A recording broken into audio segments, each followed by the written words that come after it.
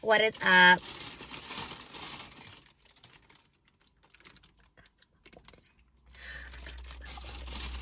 I'm very excited because I got some popcorn today.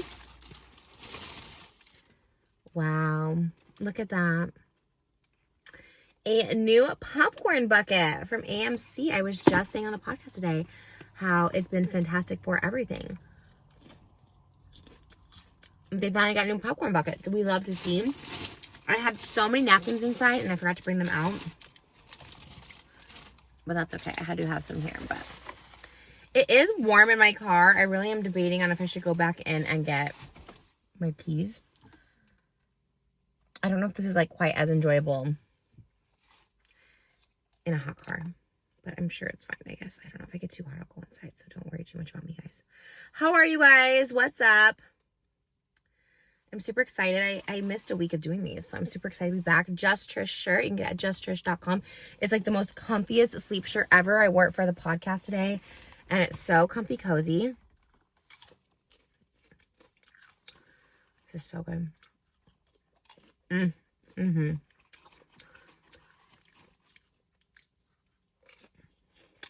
Wow. We were talking about this on the podcast and I got so hungry for it. I was like, I'm going to order some. Alright, guys. Today, we are going to talk about growth, change, and how to do it. On Patreon today, I was reacting with Oscar to some of my old videos, like me on TV, and then it went to like a vlog, and I was like such a different person. And this is 2013, so this is like pre-trolling, pre-anything that I'm like, you know, ashamed of and stuff like that. And I was still, my car says don't forget your key. I don't even have my key. I was still such a different person, and I'd like look at that girl, and she was so full of life, and I was like, gosh, there was a time in my life where I had like hope for myself. And then that was 2013, so I was like 25. Something must have happened in my late 20s where I was giving up on myself. As a child, I would consider myself probably depressed, but not knowing that's what I was at the time. I was very sad, very lonely, very unhappy, wanting more. Then I come to LA, and I feel like I'm getting more. I feel like I'm getting things I want. I'm getting more. And then it just doesn't work out for me in LA. And then you start hearing like, once you hit 25, once you hit 30, you're really done. You're washed up. So as I hit 25, I see like life slowly coming away from my eyes in videos and stuff. Like I realize I've never had a boyfriend. I realize I've never booked a gig. I've never got an agent, like that kind of stuff. And like the hope is dwindling, the desperation's coming out. I'm getting lonelier and lonelier, and obviously I have like a mental illness that's just like untreated and not being looked after for what it was. And then I realized, yeah, desperation comes into play, mental illness comes into play, drugs come into play. So a lot comes into play that I need to get help for. Not all of it I can control, but I can get help for a lot of this stuff. And I think my first step in my personal growth journey, my first real step in 2019, I was about to say rock bottom, and then it reminded me of the Ned Fulmer podcast. But he also kind of inspired this, because I was thinking, what is it about him that I just can't, and I think collectively a lot of people are like, we can't get past this. What is it about it, right? It was 3 years ago. His wife, you know, has moved past it. I guess that alone should say something, because his wife says she does not forgive him. So how are we supposed to forgive him? You know what I mean? If she doesn't forgive you, we're not forgiving you. So I didn't even think about that. That's interesting. Because there's a lot to say about like forgiving someone but not forgetting, and so moving on. She does not forgive him. And I was even thinking about that watching the podcast. I'm like, why can't we like, yes, move past it, but why can't we like see some change, some growth? Because there is none. There was zero accountability. Him blaming everybody but himself. Really thinking of himself as a victim. This week on Just Trish we talked about it, so I'm not going to get too much into it, but I think he really believes he was the victim, that this should never been made public, his affair. The wife should have stayed with him. He should have been able to have his affair. But the public shamed her so much she had to leave him. So like I think he blames everyone but himself, and I think that's what not to do when you're trying to grow and change, is blame anyone but yourself. Because here's the thing, if you're at a rock bottom or a low point in life, reflect first on yourself. It's so easy, me included, to blame crappy men, older men manipulating me, the internet, girls being jealous. Like, they're so easy to point fingers. My parents work too much, whatever. You really got to start with yourself. Why do I lose friendships? Why am I always making exposed videos? Yeah, do people give me reasons to make exposed videos? Yeah, but why am I the one to push that button, record, and upload and get something out of it? I get satisfaction, but then I feel guilt. It all comes back to me. Men I'm dating. Why am I letting men manipulate me, talk to me this way? Why can't... You really have to, like, look at yourself. And not to say you're at fault, because there's just abusive people. There's just crappy people in the world, and you're not at fault. But maybe take a step back and, like, what are you attracting? What are you allowing? I was attracting shitty men, because for so long I would say, well, I was a sex worker. You reap what you sow. You know, I'm now getting my bad karma for whatever I was doing. I thought that in my head. I believed that in my head. And I thought, well, I'll just take what I can get. Because I have a past, and I did stuff in my past that wasn't great.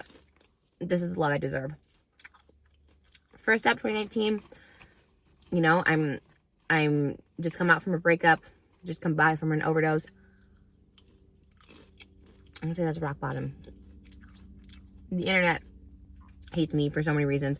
PewDiePie is making a video about me. Like, everyone's making videos about me for, like, kind of small reasons when you think about it. Like, ghosting Nikocado Avocado. You know what I mean? Like, yeah, that's not the nicest thing, of course.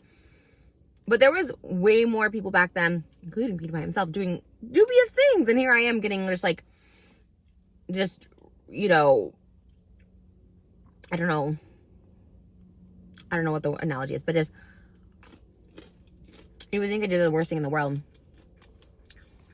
Why was I trolling? Like, okay, let's look at those troll videos. Like, why was I trolling? What was I seeking out? What was I acting out for? Why was I doing it? Then once you can kind of, like, make some sort of, like, agreement with yourself, like, I need to get better for me. Like, let's look at myself. Let's do reflection on myself. I think that's a really good first step.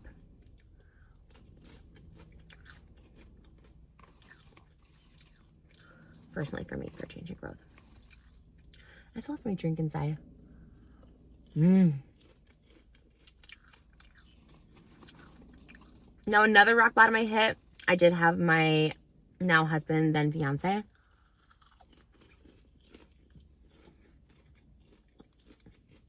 That rock bottom was bad. I was spiraling. I think I went to psychosis. I was hearing voices. But I leaned on my support system at that time, including my mom. My mom's always been there, but I used to not lean on her. I was embarrassed. I was ashamed. I didn't want her to, you know, see me at my lows. But leaning on my husband, Moses, and then my mom, and just, like, reaching out to the people I did have, my sister, anybody, thinking I didn't want to burden them with my problems, but, like, you're not a burden. Like, people want to help people.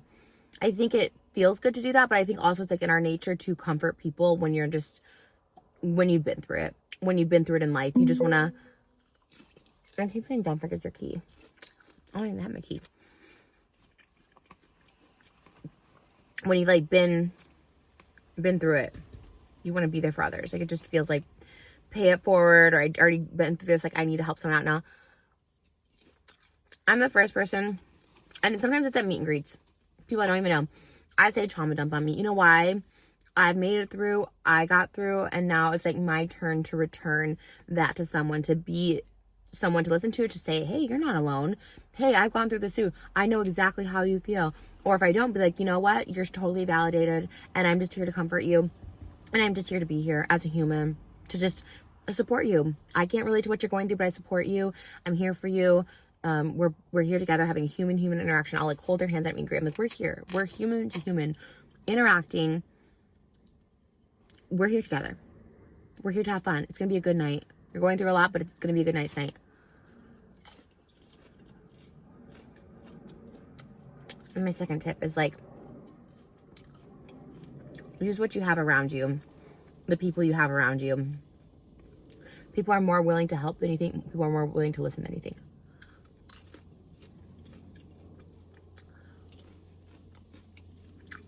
And really finding something that works for you, a program that works for you, a routine that works for you. Mine was spirituality and meditation. Mine was reading self-help books. Like anything to make me feel good. And it started changing. It started shifting. I started feeling good about myself. I started feeling better about myself. A lot of these self-help books say the same thing, but a core thing is like, I am worthy of life. I am worthy of a good life. I'm worthy of love.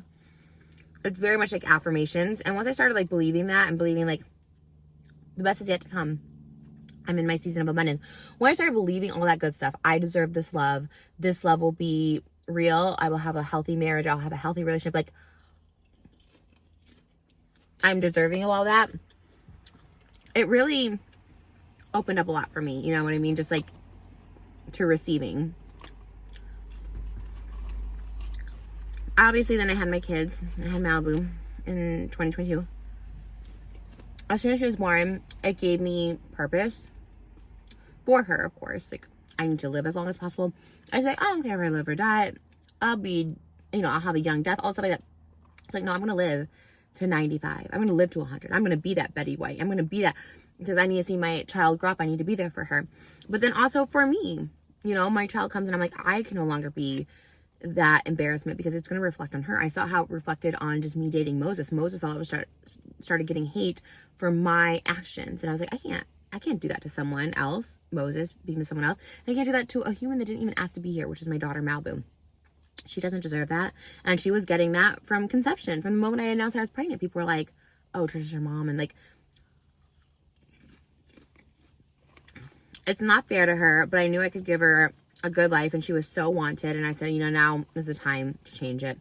And the best way to set up Malibu for a good future is to be an example of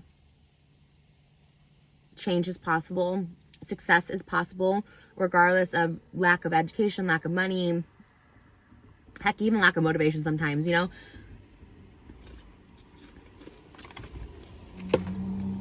now I had purpose. And everyone has a purpose. And it's not just having kids.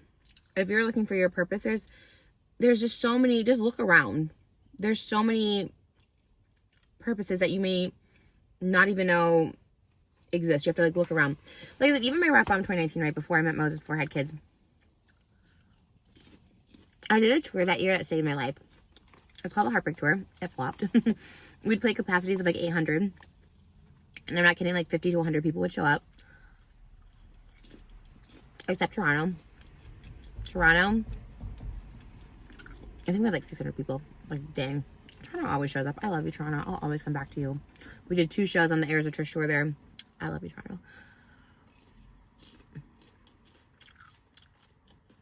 But that tour saved me because, again, I found purpose in meeting you. Meeting so many people who were just so supportive at this time where I'm getting canceled. No one likes me. Like, everyone thinks I'm just like the worst person ever. I'm leaving the vlog, so I'm doing all this stuff. And there was a group of people that weren't there to be like, I'm here to support you, Trisha. And yes, you were, because you bought a ticket. You did support me, and that showed me you did. But also that had to tell me, like, you helped me eat. My relationship with food is better because of you. My relationship with my mom is better than you. You're like a mom to me. You did. There were so many of those stories that inspired my whole like gender identity crisis video, where I met so many of you who were like, I'm not sure who I am. I'm not sure this, but you make me feel like it's okay to not know. And I was like, you know what? I feel the same way. There would be certain conversations I had with people about gender or sexuality. And I was like, that's why that video came about in October of 2019. Because there were so many people who were telling me their stories that I was like, that's how I feel too. So there was this bonding, this exchange. Again, it was human interaction, and it saved me that year. I was like, this is my purpose right now. I need to keep going. So I started dancing again. I started dance videos again. I hear me right after, but I started doing dance videos again. I'm like, I'm going to get better for all those that I've helped so far. Like, I cannot let them down. And that same fire was ignited in me when Malibu was born too. I cannot let her down. And same thing with Airs of Trish, where I'm like, a whole new generation of people. And I went to therapy, did the steps, learned my triggers and how to disengage. Actually, today on the podcast, yesterday's episode, I tell a story that doesn't make me look great. It's about Moses cooking me a steak. You can watch it at the beginning thing. And how I could recognize myself getting angry, gonna have an emotional meltdown, an outburst. I never get angry anymore. I never shout. I never do outbursts because I know how to control. I know I need to walk away. I need to know. And what does that mean? That means having extra support there. My mom was there last night, and she has been here at nighttime to help with like bath routines and stuff because Aquaman's still so young. And so is Elvis and Malibu, of course. So we we need help all the time. So having her there at nighttime is nice. So it was nice she was there. I could just go away. And if she's not, Moses, if I need to take a nap, if I need to, they help me. They're a really great big support. They know it's what I need. So if I can just like walk away and just not think, just breathe and not think, I can clear the situation much better. So I have all the tools, and now I have the purpose and the reasoning to keep doing those tools and keep applying it. Mental illness doesn't go away. My personality disorder doesn't go away just because I'm happy in life. Depression doesn't go away. It's like, it's there. Like my brain will go into fight or flight mode over a piece of steak. Like, it's scary. It's sad. I don't want to be that way. So I keep it together. And then I go have my moment, and I need it. It's a necessity. It's not just like, oh, well, that's a nice luxury. Like, if that's you, if it's either that or explode with your children in the room or your parents in the room, your spouse in the room. We need to, as people with that, we need to find the support by any means necessary, because no one around us deserves that outburst. You know what I mean?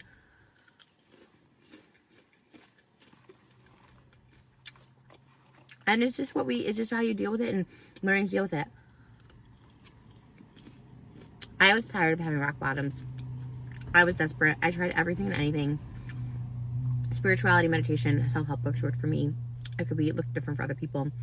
Reaching out to social circles, to people around me, having a support system, that all helped me so tremendously beyond words.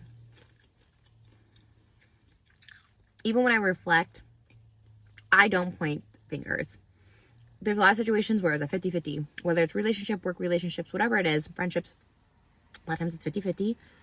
A lot of times it's 90% 10. It's like, okay, I did a lot, Trish. A lot of times it's the other person, 98%, 2% Trish. Like, but in even that 2%, I need to reflect on what I could work on in those situations. That's the only way to grow. That's the only way to grow, is looking at yourself. You can't grow by being, well, that person's worse. Even now, I'll see things happening and be like, well, why doesn't that person get canceled? Like, that's way worse than anything, but how does that help me grow? It doesn't. It doesn't. I do a podcast where we gossip, so I talk about it, but I'm never trying to point fingers unless it's Ned Fulmer. Because that was so much gaslighting, and he's grown. He's my age or a little older. I think he needs the whole internet crashing down on him again to be like, let's reflect. Lord knows I needed that multiple times, the whole internet crashing down on me. And I'm proud to say I haven't had a public breakdown like on the internet since 2021. That I've been crying, that I've been trying to expose people. It's not my style. It doesn't suit my energy, and it doesn't suit where I'm at in life right now. And even now, I'm so ready to change. I'm always ready to change. I'm always ready to grow. Now I have 3 kids. Change is inevitable so drastically with each birth, with each baby. I have 3 kids. You bet I'm going to change. I'm changing my, how I view the world. I need to be more involved politically. I need to be more active in using my voice for the world, for the future, for my children to have a better life here. Like, it is up to me to be a voice and to be educated. And I was ignorant for a long time because the news can make me spiral, and I have to really watch it, but I need to know enough, and I need to put on my big girl panties sometimes, and I need to know enough for my kids. And make sure they have a world, one to grow up in, period, but a world that is happy and accepting and all of it.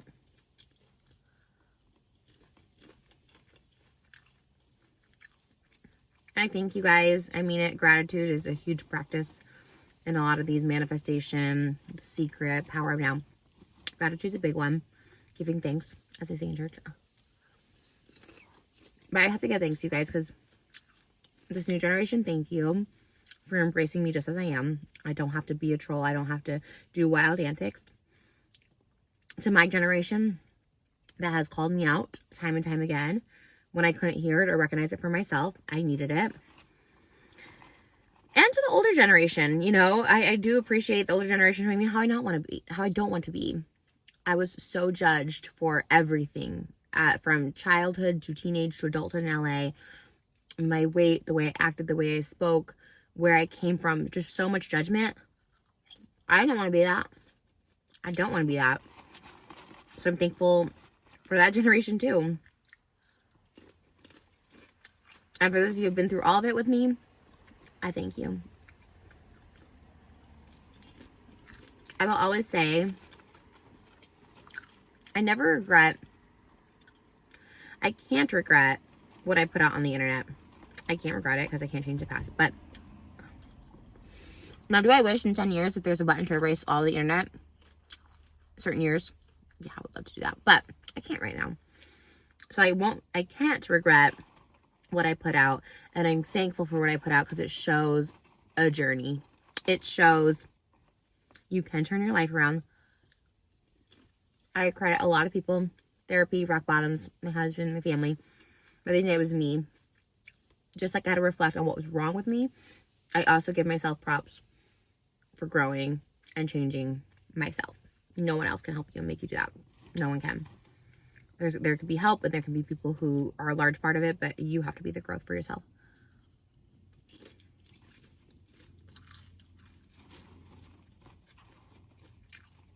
And I'll always do.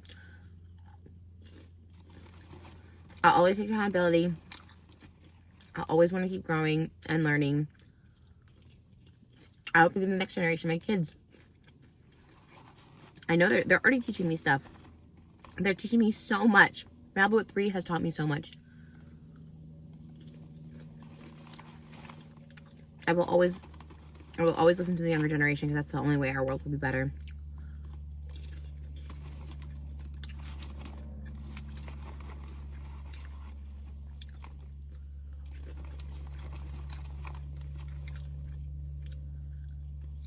I ate popcorn this whole video. It's just so good. Okay.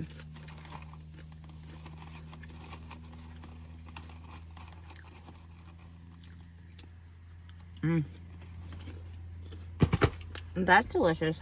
Wow.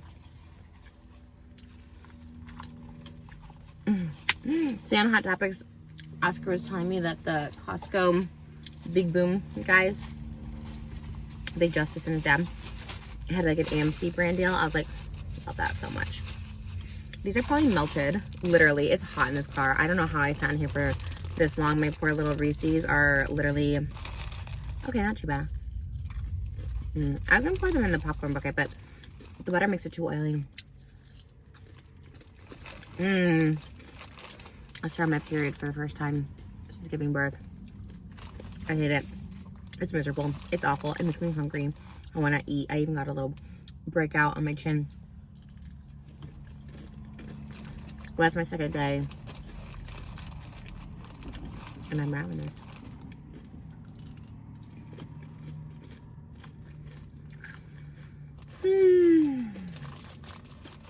Anyways, I share my little story and my journey from time to time when I feel in my heart to, compelled to. Maybe someone new finds this video. It's possible. Give yourself grace, give yourself time. It took me 32 to find my spiritual awakening and find my stability in life. If you're figuring it out at 22, I'm proud of you. Figuring it out at 52, I'm proud of you. Don't really teaching to grow because you're always changing and growing. Otherwise, what are you doing?